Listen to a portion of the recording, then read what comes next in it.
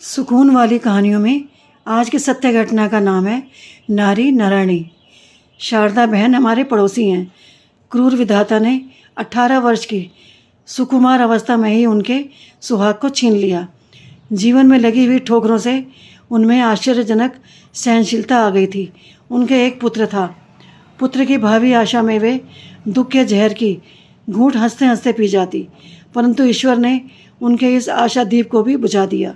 उनका पुत्र दुर्घटना में मारा गया। उन्होंने ट्रक ड्राइवर की जिस प्रकार से रक्षा की, वह हमारे समाज के लिए उज्जवल गौरव की बात है। यह कहानी इस प्रकार है। उत्तरायण बालकों का प्रिय उत्सव है। उस दिन बालकों का पतंग के पीछे दौड़ने का बावलापन शराब के नशे के समान बड़ा तीव्र बन जाता है। नीले आकाश में दो बड़े बड़े सुंदर पतंगों में पेच लग गया।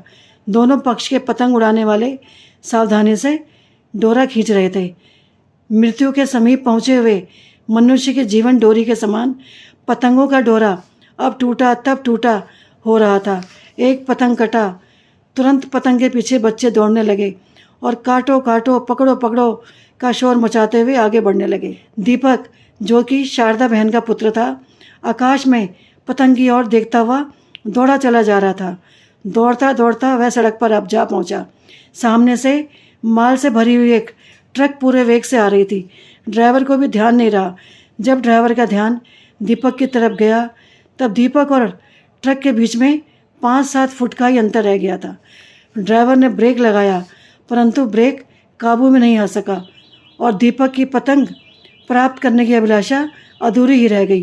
ट्रक उसके ऊपर से निकल गई। मुकदमे के फैसले का दिन था। सब लोग शारदा बहन का बयान सुनने के लिए आतुर थे। वह बयान देने वालों के कटघरे में आकर खड़ी हो गई और कभी ड्राइवर की ओर तथा कभी न्यायाधीश की ओर देखने लगी। उनका मन विचार के झूले पर झूल रहा था। लंबे विचार के बाद उनके होंठ खुले। उनके शब्दों ने नारी हृदय का पर्दा उठा दिया। वह बोली, मैं गरीब विधवा हूँ। मेरा आधार मेरे उगते हुए बच्चे पर ही था। दीपक मेरा जीवन था, मेरा श्वास था, पर बहुत बार मनुष्य को जो अच्छा लगता है वह ईश्वर को कहाँ अच्छा लगता है। ईश्वर को कुछ दूसरी ही बात अच्छी लगी और उन्होंने मेरे बच्चे को छीन लिया। मेरे एकमात्र आधार के चले जाने से मैं निराधार हो गई। जैसे मेरा आधार मेरे दीपक पर था, वैसे ही इन भाई ड्राइवर के कुटुंब का आधार भी इन भाई पर ही होगा।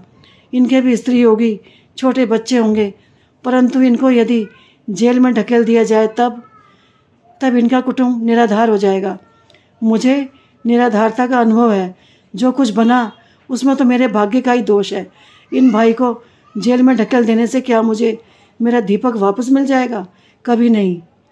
फिर मैं किस लिए इनके कुटुंब को निराधार बनाऊं? किस लिए इतना बखेड़ा?